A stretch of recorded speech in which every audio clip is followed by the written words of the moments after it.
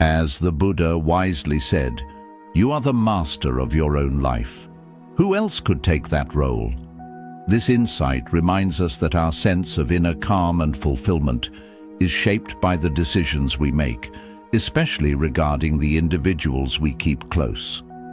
Growing older is often seen as a precious season of life, a chance to look back, appreciate the journey, and seek serenity. Yet, just like we would thoughtfully care for a garden, we must also be intentional about the relationships we maintain. Some people uplift and energize us, while others leave us feeling depleted. Today, we'll look into 6 kinds of individuals to steer clear of during your later years, even if they're relatives.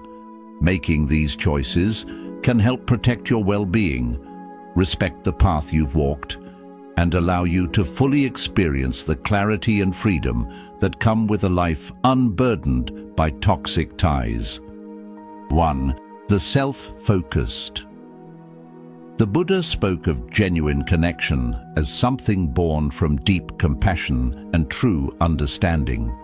But occasionally we encounter people so wrapped up in their own world that they fail to acknowledge the lives of others.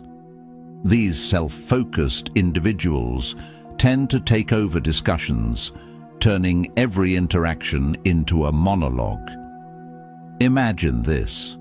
You're about to share a moment close to your heart, perhaps a touching memory from a past adventure that still brings joy, only to be cut off mid-sentence. Before you've had a chance to finish, they shift the spotlight onto themselves, recounting their own stories with little regard for yours.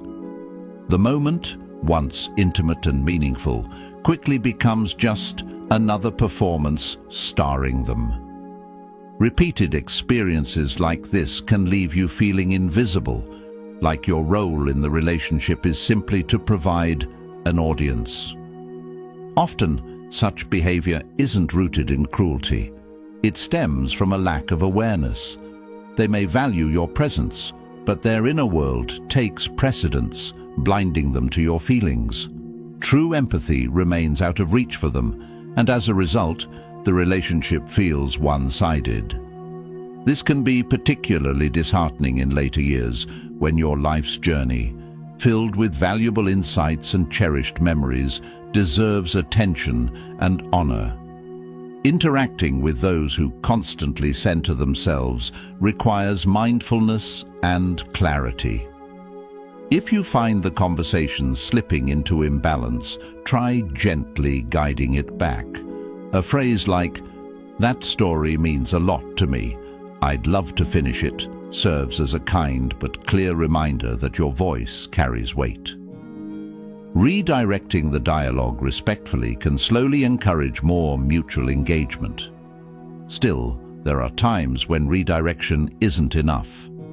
Being around someone who repeatedly overlooks your contributions can be emotionally exhausting. At such moments, setting boundaries becomes essential. Choose to invest your time and energy in people who genuinely care about what you have to say. Those who listen deeply, respond thoughtfully, and hold space for your stories. Seek out relationships with people, be they friends, relatives, or members of your community, who recognize your wisdom and appreciate the richness of your experiences. These are the connections that replenish your spirit and make you feel truly seen. Picture a warm gathering where everyone's voice is honored, where laughter is shared, and stories are met with curiosity and warmth. These are the bonds that reflect the harmony of mutual respect, a refreshing contrast to the draining nature of one-sided interactions. Buddhist teachings view relationships as fertile ground for practicing presence and compassion. When mutual respect forms the foundation, both individuals grow and flourish. During moments of solitude, remember that your life is a tapestry of meaning, filled with valuable lessons and joyful memories. Share those with people who are eager to listen, not those who silence your story with their own. Let go of the urge to earn validation from the oblivious, and instead treasure the connections that honor your voice and reflect the depth of your journey. 2. The thankless. There's a quiet fulfillment that comes with giving, but few things sting more than a lack of appreciation. Those who are thankless often overlook the effort behind your kindness, leaving you feeling disregarded and discouraged. As these moments accumulate, what once brought you happiness starts to feel burdensome. The emotional toll grows, and your willingness to give begins to wane. Picture putting thought and care into preparing something special, perhaps a home-cooked meal, only to be met with criticism or indifference. Or consider offering unwavering support during someone's difficult time, only to find that when you're in need, they are nowhere to be found. Buddhism teaches us to offer without clinging to recognition, that true generosity arises from an open heart rather than the hope of reciprocation. Still, there comes a time when it's important to notice when your kindness is being overlooked or misused. Acts of giving should be cherished, not treated as obligations. If you begin to feel depleted rather than enriched, it may be a signal that the dynamic has become unbalanced. It's worth reflecting on whether the connection is based on mutual appreciation or simply routine expectation. Does the person genuinely see the value in your actions, or do they treat your efforts as something they're entitled to? Often, the thankless don't intend to exploit others. They may be unaware, operating from a mindset that assumes support will always be available. Recognizing this doesn't excuse the behavior, but it helps you choose your next steps, whether it's having an honest conversation or choosing to offer your care elsewhere. Redirecting your compassion toward people or communities that openly value it can be deeply healing. Giving your time to meaningful causes like mentoring, volunteering, or supporting those in need can renew your sense of purpose. Picture an elder joyfully reading to children at a library or helping serve meals in a local shelter, surrounded by genuine smiles and heartfelt appreciation. These simple moments of connection can restore your belief in the beauty of selfless acts. It's also essential to reflect on your own motivations. Giving should come from a place of love and intention, not obligation or guilt. When your actions align with your values and bring you peace, they become spiritually uplifting. Let go of the burden of trying to earn appreciation from those who can't offer it, and instead, cherish the relationships where your presence and efforts are recognized. Visualize a life where your kindness is met with warmth and gratitude, where the people around you honor your contributions with sincerity. This isn't some distant ideal. It's a life you can shape by choosing where your energy flows. In your later years, you deserve moments of tranquility, connection, and joy, not frustration rooted in unmet expectations. By protecting your emotional well-being and surrounding yourself with appreciative souls, you preserve the essence of giving while safeguarding your heart from the pain of being unseen. 3. The subtle controller. Picture this. You're enjoying a quiet afternoon, lost in the comfort of a warm cup of tea, when suddenly your phone rings. It's a familiar voice, another family member needing a hand once again. Initially, you're happy to help, assuming it's a rare request. But as time passes, their needs become constant, and the asks feel less like favors and more like expectations. You start feeling depleted, as if your generosity has become a resource they count on a little too freely. These types of people have a knack for using empathy to their advantage. They tug at your sense of responsibility and cleverly invoke guilt to keep you compliant. You agree to help, not because you want to, but because you feel like you must, and slowly, your hard-earned peace begins to erode. Buddhist teachings remind us that boundaries are not barriers of cruelty, but expressions of wise compassion for ourselves and for others. Compassion doesn't equate to tolerating harmful dynamics. Rather, it involves caring while maintaining our mental and emotional safety. Often, manipulators will raise the stakes, using emotional tactics to tighten their hold. They might recall all you've done for them before, appealing to your loyalty or kindness. And if you push back, you may be labeled heartless, your goodness weaponized against you. But Buddhism teaches that authentic compassion must come from a place of inner balance. Without protecting our own peace, we have little left to offer with sincerity. To guard your energy, cultivate discernment. When someone asks for your time or effort, pause and reflect. Does this request contribute to calm or disrupt it? Think about the toll on your body, your emotions, and your spirit. Learn to say no with grace and clarity. You might say, "I care about your situation, but I also need to prioritize my well-being." Remember, enforcing boundaries isn't selfish.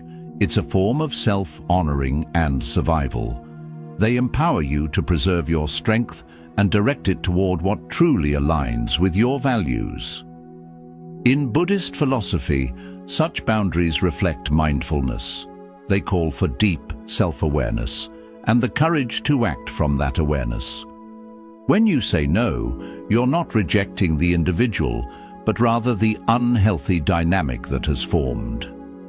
This awareness helps nurture relationships that are supportive, not draining. Visualize an elder sitting peacefully in their garden, the sounds of the breeze and birds surrounding them. The phone rings, but they don't rush to answer. Instead, they remain grounded, choosing to relish the moment. That simple act marks a profound shift, a choice to value serenity over endless obligation.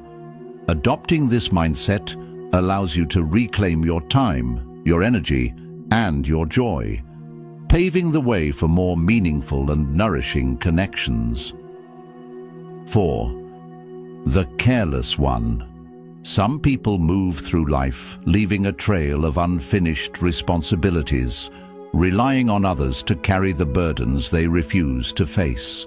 The careless person often turns to you for help, be it emotional support, financial aid, or assistance with everyday problems, offering vague assurances that they'll change, though little ever does. What may start as a one-time favor soon becomes a cycle of dependency that slowly disturbs the calm and stability you've built for yourself. At first, you may feel it's only natural to help. A bit of money to cover an emergency, a sympathetic ear during a hard moment, or a hand through a difficult patch. You give with an open heart, hoping your support will spark change. But as time passes, you begin to notice a pattern. Promises are made and forgotten. The same requests reappear, now more frequent and urgent. Before long, their avoidance of responsibility becomes your problem to manage, draining your emotional strength and, in some cases, your finances too. Buddhist teachings remind us that every person must face the results of their own choices. The law of karma emphasizes individual accountability. Constantly stepping in to shield someone from their own consequences only delays their growth. In doing so, you disrupt a process meant to teach resilience, accountability, and self-awareness. Compassion does not mean sacrificing yourself endlessly. It means caring in a way that honors your limits and encourages growth in others. The first step in handling such dynamics is to recognize that your role isn't to constantly pick up the slack. You are not required to fix situations you didn't create. Practicing compassionate detachment helps you remain kind without absorbing someone else's chaos. You might say something like, "I understand you're going through a lot, but I'm not able to take this on. Maybe it's time to look into other avenues for help." This way, you express concern without compromising your well-being. Another helpful shift is to move from rescuing to encouraging self-reliance. Rather than stepping in to resolve their issues, guide them toward tools or resources they can use on their own. If they're frequently asking for money, suggest they connect with a financial advisor or look into budgeting strategies. Supporting someone doesn't mean solving everything for them. It means empowering them to find their own way while preserving your peace of mind. Picture an elder kneeling at a small shrine, lighting incense as they silently reflect. This quiet ritual represents a deeper practice of letting go, of knowing which burdens are not yours to carry. In doing so, you reclaim the serenity that is rightfully yours. Letting go of the urge to rescue is not coldness. It's a form of wisdom, a sign that you value your time and emotional energy. These later years should be filled with contentment, self-discovery, and meaningful relationships, not spent cleaning up after someone else's repeated missteps. By creating healthy boundaries and honoring your needs, you offer others the opportunity to grow while protecting your own joy. True compassion uplifts both the giver and the receiver, but it must be rooted in clarity, not obligation. 5. The overcritical voice. Criticism often cuts the deepest when it comes from someone we love or trust. The overcritical person is the one who consistently highlights your missteps, presenting their observations as guidance or concern. At first, their remarks might seem well-meaning, but they can slowly start to undermine your confidence and chip away at your self-worth. It usually begins in subtle ways, comments wrapped in polite suggestions like, "Maybe it would be better if," or "You might want to think about." Though these statements sound gentle, they carry an undertone of judgment. With repetition, this steady critique becomes like a slow drip against a surface, eventually shaping how you feel about yourself and the world around you.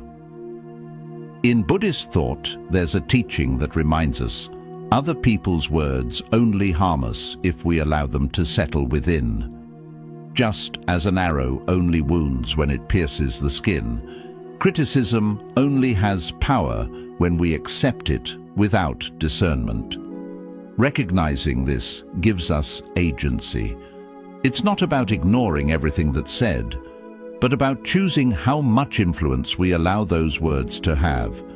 When dealing with a chronic critic, ask yourself, is this coming from a place of genuine care, or are they deflecting their own discomfort and disappointment? It's not uncommon for frequent critics to be battling their own doubts and fears. They may direct that energy outward, using critique as a way to feel in control or superior. When we understand this dynamic, we can respond not with anger, but with a clear sense of self. Meeting their judgment with steady composure is an act of awareness. Instead of taking their comments to heart, try saying something like, "Thanks for your input, but I'm happy with where I am." This simple reply is both respectful and firm. It reinforces your boundaries without inviting further conflict. At times, preserving your peace means stepping back. If someone's negativity is constant and draining, reducing contact may be necessary. There is no harm in choosing environments where your spirit is lifted instead of criticized. Surround yourself with those who see your potential and honor your journey. These kinds of relationships are nourishing and help you rebuild any confidence that was chipped away. Picture yourself in a quiet backyard, tending to your flowers as dappled light filters through the trees. A passing comment of critique floats by like a breeze, but you let it go, unbothered, and continue your task with calm purpose. This moment reflects the strength of emotional detachment and the beauty of choosing peace over unnecessary reaction. By embracing this mindset, you affirm your own worth. No one else's opinion determines the value of your path. Your joy isn't dependent on others' approval, and your life need not conform to their expectations. By giving your attention to what uplifts you and letting go of harsh voices, you create space for your truest self to grow, confident, centered, and free. 6. The energy vampires. There is one kind of person we must be careful with: the energy vampire. You know them. These are the people who leave you feeling tired, drained, and anxious after every conversation.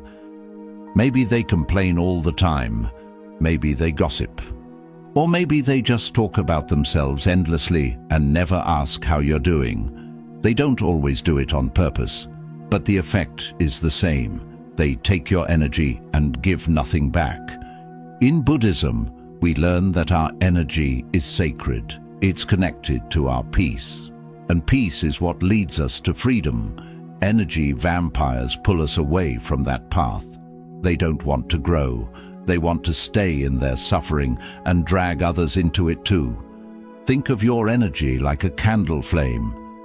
If you surround it with wind, it flickers and dies. But if you protect it, it shines bright and steady, lighting up the path for yourself and others. Here's an example. You meet a friend who always brings problems, never solutions. You try to help, but they don't want to change. They just want to vent, complain, blame. After you leave, you feel heavy. That's not compassion, that's drainage. Now imagine a different friend, someone who lifts you, listens, and shares. Even if they're struggling, they want to grow. Being with them inspires you. This is mutual energy exchange. It's healing. Buddha taught us to choose our surroundings wisely, not with hate, not with judgment, but with wisdom. So how do you deal with energy vampires? One word: boundaries. Kindness doesn't mean saying yes to everyone. Compassion doesn't mean allowing yourself to be harmed. True compassion starts with yourself. Protect your peace. Limit time with those who drain you. Wish them well, but from a distance. Remember, you cannot pour from an empty cup.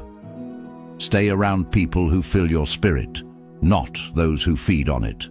Guard your energy like it's your soul's treasure, because it is.